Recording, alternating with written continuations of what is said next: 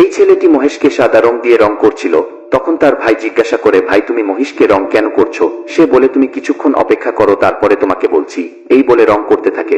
এরপর মহিষটাকে সম্পূর্ণ রং করার পরে বলে, এই দেখো এখন হয়ে গেল সাদা রঙের মহিষ। তখন ভাই বলে, হ্যাঁ ভাই তুমি ঠিকই বলেছ। সে বলে, চলো এখন আমরা গোসল করে আসি, তারপরে দেখাচ্ছি খেলা।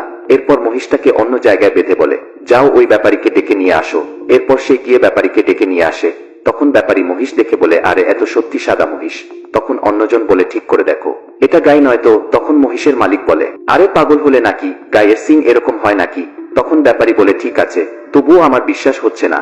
তখন মহিষের মালিক বলে, পছন্দ হলে চলুন গিয়ে বসে কথা বলি। এরপর বসে মহিষের দাম 10 লাখ টাকা ফিস করে, আর ব্যাপারী মহিষ বাড়িতে নিয়ে আসে।